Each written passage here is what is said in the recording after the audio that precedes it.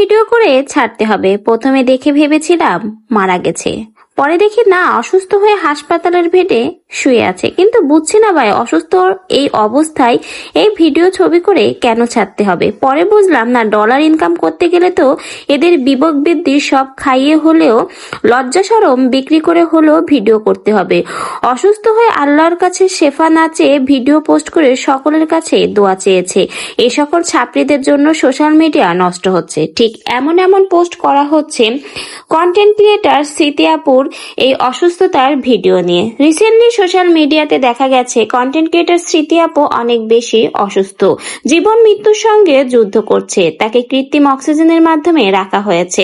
দেখেই মনে হচ্ছে সে অনেক বেশি অসুস্থ। আর সেই অবস্থায় সোশ্যাল মিডিয়াতে সকলের কাছে দোয়া চেয়ে ভিডিও পোস্ট করার পরে এরকম নানা রকমের মন্তব্য শুরু হয়। কমেন্ট বক্সে রীতিমতো টোলের শিকার হচ্ছে সে।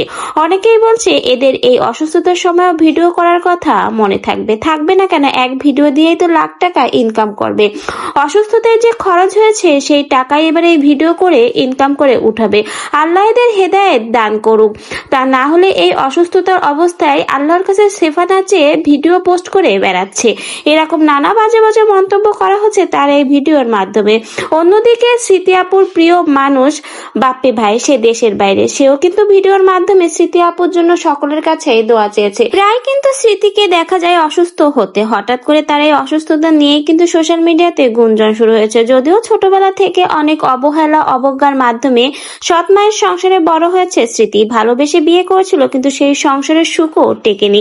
শেষমেশ তার জীবনের সুখ হয়ে ধরা দেয় বাপ্পি ভাইয়া। বাপ্পি ভাইয়ের সাথে বর্তমানে তার সুখের সংসার, কিন্তু আল্লাহ হয়তো সুখ মানুষের কপালে বেশি দিন লেখে না। তাই তো সুখের মুখ দেখার পর থেকেই স্মৃতিকে প্রায় অসুস্থ হতে দেখা যায়। দোয়া করে যেন আল্লাহ তাকে সুস্থতা দান করুক। এবং সোশ্যাল মিডিয়াতে স্মৃতির এই অসুস্থতার ভিডিও নিয়ে যেভাবে তাকে ট্রোল করা হচ্ছে, অপমান করা হচ্ছে, একজন অসুস্থ মানুষকে নিয়ে এভাবে না করলেও পারে, কারণ অসুস্থতা বলে কয়ে আসে না। আর ভিডিওটা কিন্তু সে পোস্ট করেনি, হয়তো তার পক্ষ থেকে অন্য কেউ পোস্ট করে দিয়েছে। কিন্তু সবকিছু না জেনে তাকে যেভাবে ট্রোল করা হচ্ছে একজন অসুস্থ মানুষের অসুস্থতা নিয়ে, আসলে এইভাবে ট্রোল করা উচিত নয়। দোয়া করে যেন স্মৃতি খুব দ্রুতই সুস্থ হয়ে যায় এবং স্মৃতি বাপ্পির এই সুন্দর সম্পর্কটা যেন অটুট থাকে। স্মৃতি ছোটবেলা থেকে অনেক কষ্ট পেয়েছে, এখন একটু সুখের মুখ দেখেছে। আল্লাহ যেন তাকে সুস্থতা দান করে এবং খুব দ্রুতই আবার বাপ্পি স্মৃতির সুন্দর একটা সংসার জীবন শুরু হয়।